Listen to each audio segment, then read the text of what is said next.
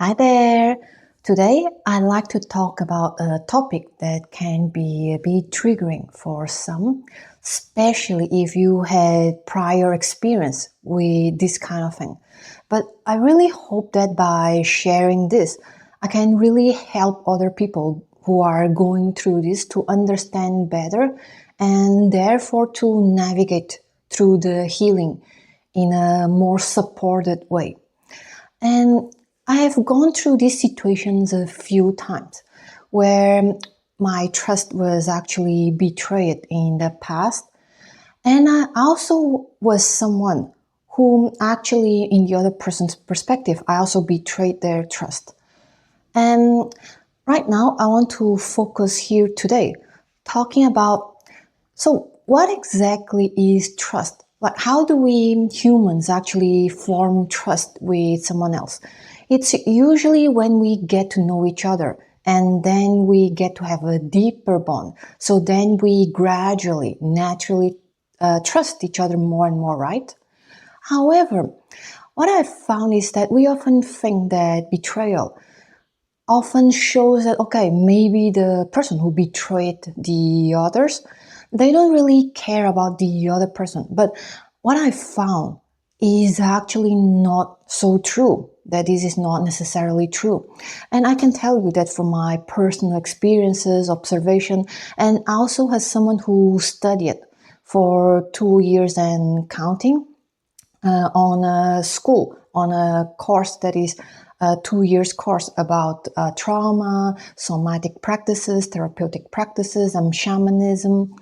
So what I understand, or it's that when a person betrays someone else, usually trust is about three things. It's about your principles. So if someone has principles or not that guides them through life so that they do the right thing or not. And then their bond with the other person, like how much they care for the other person actually. Because usually if the more they care and respect the other person they are with, then the less they feel inclined to cheat. But then the third reason, the third factor, is what often people tend to miss, is that their capacity to actually, how do I say? People usually they betray another human being is because they have certain needs or desires, and it became so strong, and yet they don't really know how to fulfill it, given the circumstances, given their principles. So they find ways eventually, sometimes even subconsciously, to find ways to satisfy these needs. However, the way they find often would end up betraying someone else's trust. For example, the classical thing is that someone in an unhappy relationship and they feel that their needs are not fulfilled. But since they don't know what they could do about it, for example, a person might lack of relational skills. They don't know how to talk about their needs. They don't know how to express it. Or they feel that the other person might not be able to work things out together. And they feel stuck in the relationship and they cannot, for example, break up, separate in the worst case scenario, and they still remain in the relationship. Then in some way or other, like the most obvious way would be like they start to find someone else and then they even get on dating apps and all. But there are very subtle ways, sometimes subconscious ways that many people might not often realize that they get into. And it can be so subtle and so, how do I say, for a long term that happens, that they eventually get themselves into the situations without their full awareness of it. So, for example, I've read some time ago about this book called The Evolution of Desire. And it was quite interesting because it touched on the topic of cheating. And it explained why men and women would cheat. And what is found that women often they cheat not because of relationship and novelty, but often has the tendency that when they don't feel that their needs are really met in a relationship, for example, emotional needs, which is the big factor for women. And because you have to understand that for the woman's brain, their brain has the tendency to scan for emotional safety through emotional attunement. So women are wired this way because throughout centuries, millennia, women are dependent for their survival. They depended on their spouse or their family. So they had to understand often if the relationships they have in their lives, in the community with their spouse, is really in a good shape so that it ensures their survival. So when a woman doesn't feel really safe in a relationship because she doesn't feel this emotional attunement with her partner, then her brain subconsciously opens up to other possibilities. And this can be very subtle. This is not outright, oh, I'm going to fall in love with another man, but rather she might seek for friendships. She might seek for relatives, family, and friends to vent and all. But there would be a point that she might be so vulnerable because she feels this emotional hunger that she might repress it often.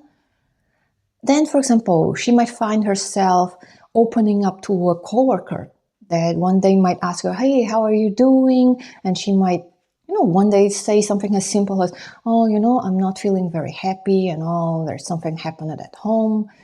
And the coworker might, out of niceness, ask, "Oh, do you want to grab a coffee? We can talk about it if you want." And maybe a woman in her more vulnerable days, maybe she had a fight with her husband, boyfriend, and then starts to open up to another person that she perceived as friendly. But then gradually, like day by day, they might develop a friendship. She might start to feel safer and safer emotionally with this other person. And then gradually they might fall in love. And what I learned from that book and also from my personal observations is that these kind of dynamics happens, and then because a woman, when she doesn't feel safe in a relationship, she looks for other places for emotional safety, other places so she could cling on to. And then this might even be a subconscious exit strategy. But well, I think that I'm going to another whole topic that I might talk about in another video. But right now, what I want to highlight is that humans, we often don't really know how to handle and deal with our needs and desires that might often not be compatible with our relationships, circumstances, and yet we often don't really know how to deal with it. And what many people would do is that they try to repress it. However, what we repress, often what happens is that it comes up in some way or another. But the more we repressed it, the more we are actually not aware how it comes up. And then we might find ourselves manifesting situations in which we actually end up fulfilling our needs and desires, but in a way that might betray the contracts that we have with each other. For example, if I am in a relationship with someone else, like even if it's not like full on like officialized and all, but for example, if I get involved with someone romantically, then there is often this implied commitment that we have with each other, or else if I just go to other people, it's like it would be irresponsible of me to do that if we didn't have this agreement that, hey, by the way, I would prefer to see other people as well, talk about the open relationship terms so that the other person knows what they are getting themselves into. And There are many other types of betrayals, of course, and what I experienced actually as someone who got my trust betrayed was not necessarily about romantic cheating, but actually about other kinds of situations in which the other person was actually insecure, unsure about a certain situation, and because they came from a place of fear and, oh, Monica might actually do something that puts me in a disadvantage, so I better do something first. And that was actually the kind of betrayal that I experienced before. And I remember at that time, I actually felt quite hurt in a moment because I trusted that person, and that person was actually someone with principles. So I knew that he normally wouldn't behave like that. And I could tell you that after experiencing that, I was processing like what really happened. Why did he do something like that? And I could understand actually why he did that. I could understand why he felt insecure about it and mistrust and all those things. Because we all have past traumas, limiting beliefs, and yes, certain things that coupled with our like being scared in a situation, and in a survival mode, when our nervous system is really activated, sometimes it's very hard to think clearly, and people might do certain things impulsively. And you see, I forgave that person because I knew where he came from. However, there is something really important to understand is that forgiveness doesn't equal to the trust, the level of trust being reestablished. So I can understand where he came from, and I could understand that, okay, it's not because of me or that he didn't care for me and etc. Because sometimes people can have strong principles and a strong care and love for the other person, but because they really lack that capacity to handle their nervous system, to handle all the trigger that the primitive part of the brain is really happening, they end up doing certain things. And then what happens is that, okay, I understood where he came from. So after the hurt, my hurt did eventually dissipate and I could forgive him.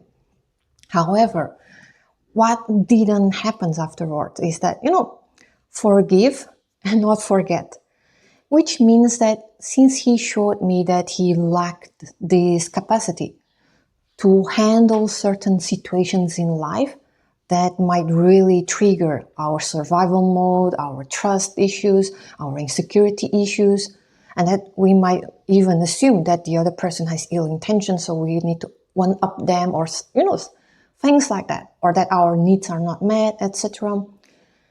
So this person showed me that he lacked this capacity.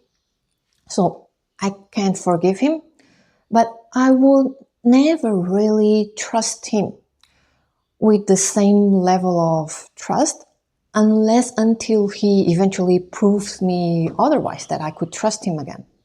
And this is what it's really important to understand, because we see many motivational talks about, oh, you must forgive the other person, forgiving it's for yourself and all, which is true. But usually what I found that forgiving has two processes, which means the first process is about validating really yourself, the validity of why you feel hurt, like, which is normal, like because someone betrayed your trust, someone crossed the boundary, etc., etc. So you need to first really validate yourself and allow yourself to feel everything, like all the anger, all the resentment, everything, because it's all valid, given the circumstances, and we are just humans. We will always feel like there is this anger and all. Like, I don't know, unless you reach the level of enlightenment that you don't really feel that way.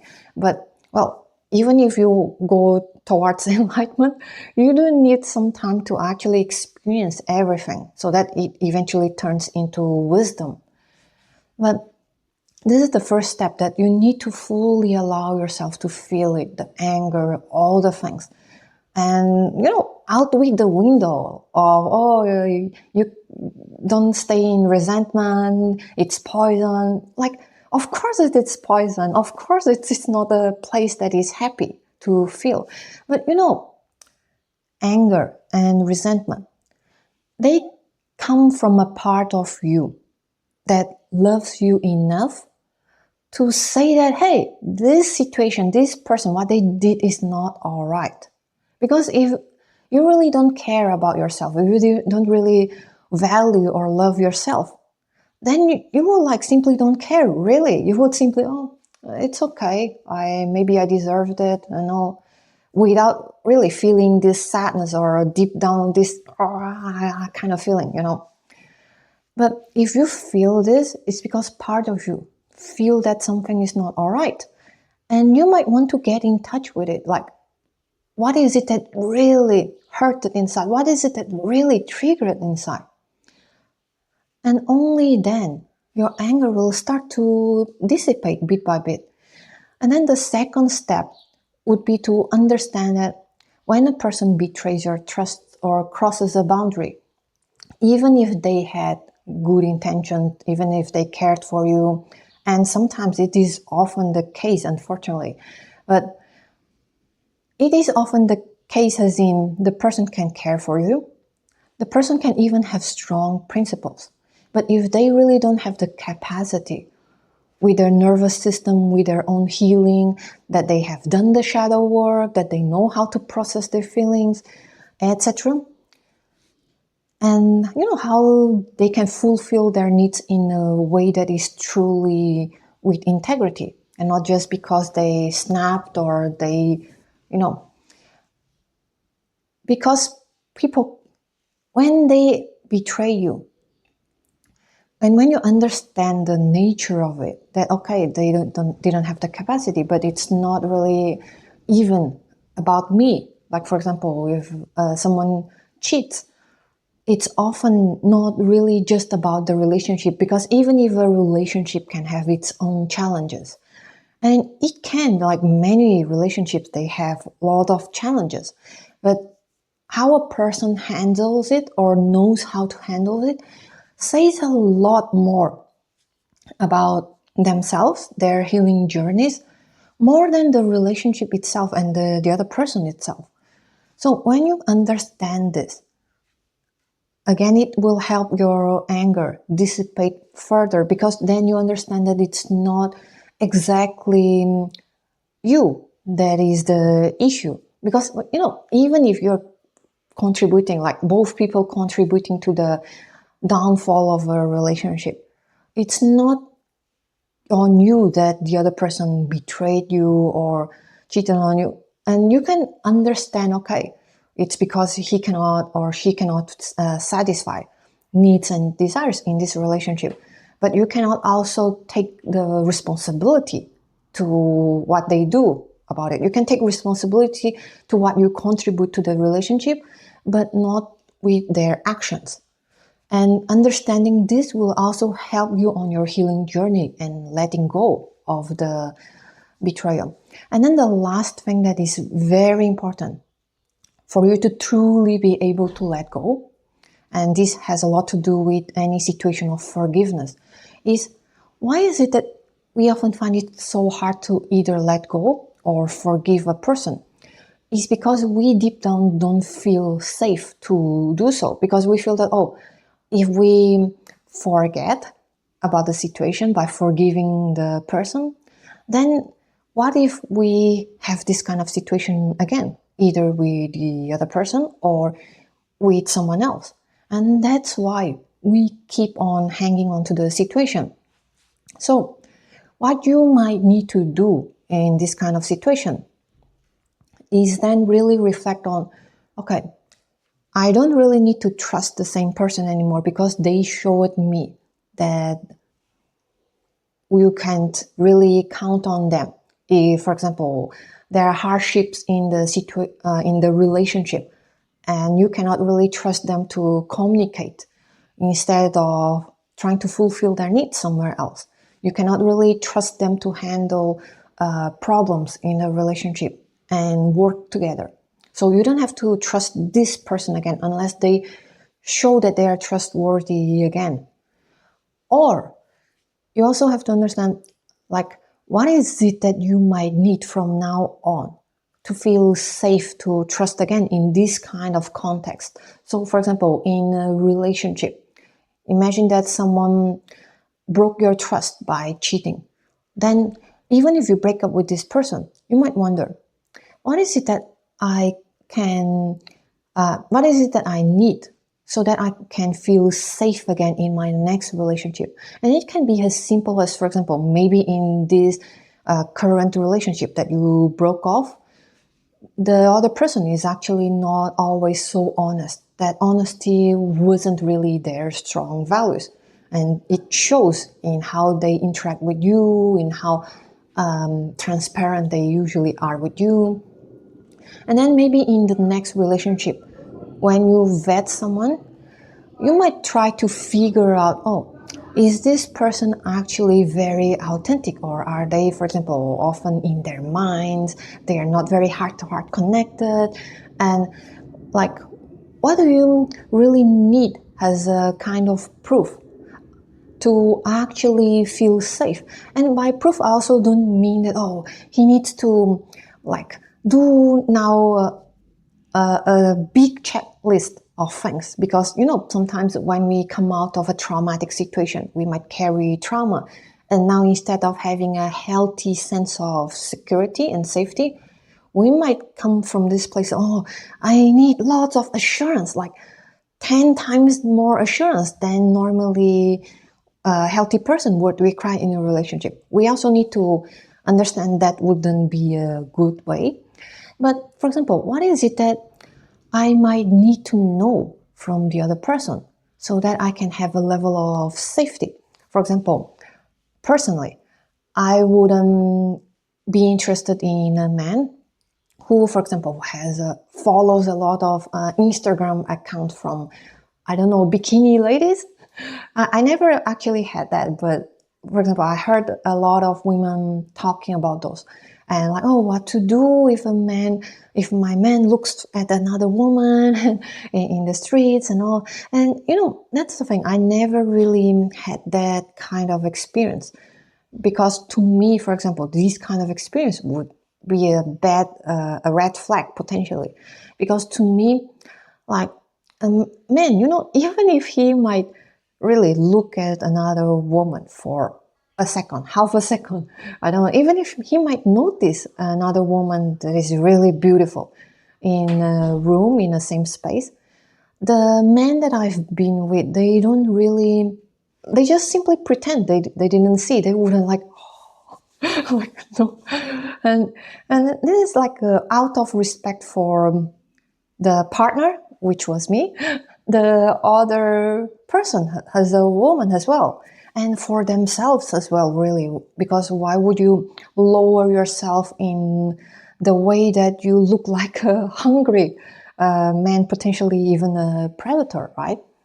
So you might start to wonder, okay, for example, what are the signs that this partner that I broke up with usually showed that now maybe I can avoid this kind of traits in my next partner? So for you to really heal from betrayal, the last step really is to understand what is it that now I might need in order to feel safer, to trust again. And either with the same person or in another relationship, really. So, my name is Monica, and I really hope that this topic can help you at least a bit to support your healing journey when it comes to betrayal. And if you would like to also share about your experiences, feel free to comment down below. So maybe other people can also start sharing, like, what are their experiences, and also maybe healing tips for those who went through this journey, because this is not easy. And it really, we humans are fundamentally creatures, species that are like bonded, and we live in community. So when it comes to trust that is like betrayed, it can be really hard and traumatic. And I want you to be very gentle with yourself if you experience that, so that your healing journey can have a little bit more of compassion towards yourself first and foremost.